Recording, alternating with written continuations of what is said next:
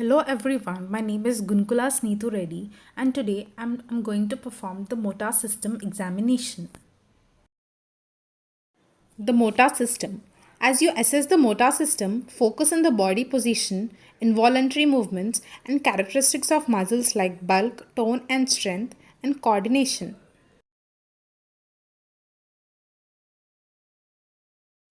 To assess the body position, observe the patient body position during movement and at rest.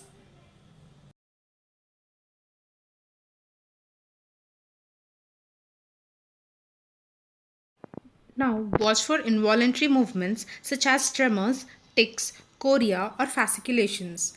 Note their location, quality, rate, rhythm, and amplitude, and the relation to the posture activity, fatigue, emotion, and other factors.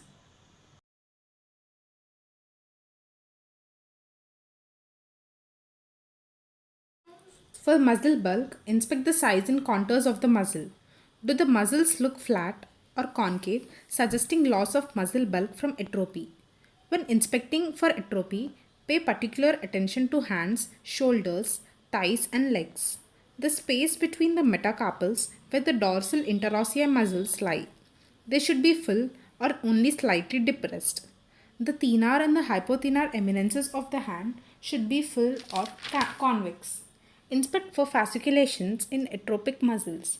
In absent, tap the muscles with a reflex hammer which stimulates them.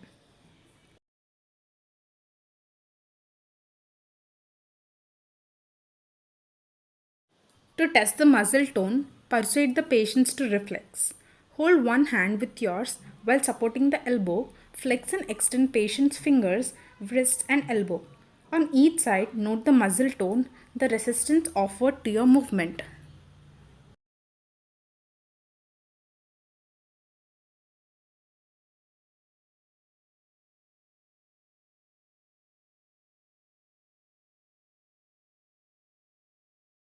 To test the muscle strength by asking the patient to actively resist your movement. Give the patient the advantage as you try to overcome the resistance and judge the true muscle strength. The muscle strength is graded on a 0 to 5 scale.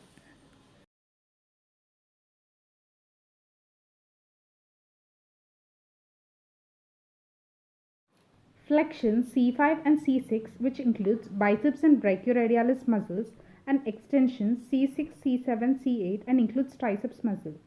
Test flexion and extension at the elbow by having the patient pull and push against your hand.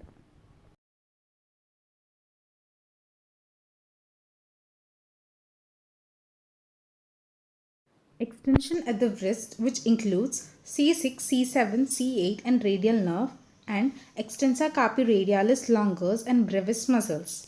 To test the extension at the wrist, ask the patient to make a fist and resist as you press down. Extensor weakness is seen in peripheral radial nerve damage and in hemiplegia of central nervous system disease, in stroke and multiple sclerosis.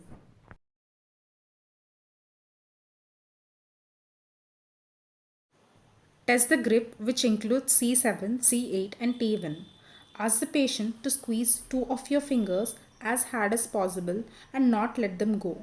Normally, it should be difficult for you to pull your fingers from the patient's grip. A weak grip is seen in cervical radiculopathy.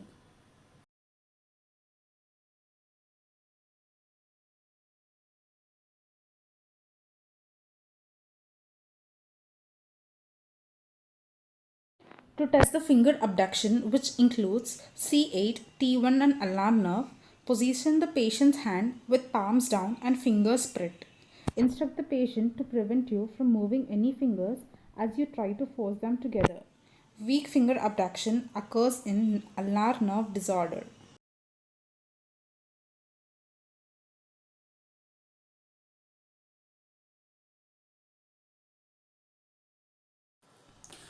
To test the opposition of the thumb, which includes C8, T1, and median nerve, ask the patient to touch the tip of the little finger with thumb against your resistance.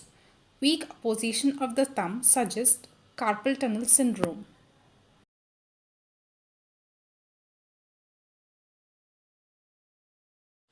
Flexion at the hip, which includes L2, L3, and L4. Place your hand on the patient's mid thigh and ask the patient to raise the leg against your hand.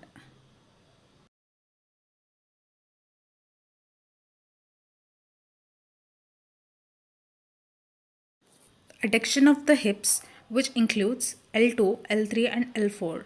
Place your hands firmly on the bed between the patient's knee. Then ask the patient to bring both legs together.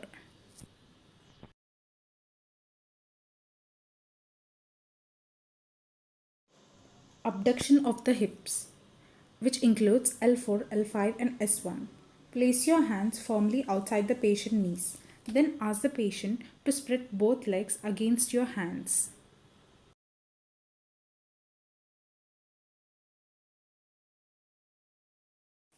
Extension at the hips, which includes S1. Have the patient push the mid posterior thigh down against your hand.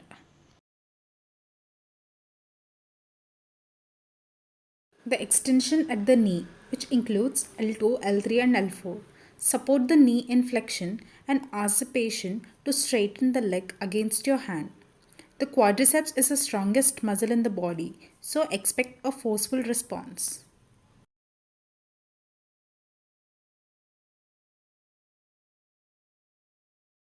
Flexion at the knee, which includes L4, L5, S1, and S2. Position the patient's leg so that the knee is flexed with foot resting on the bed. Tell the patient to keep the foot down as you try to straighten the leg.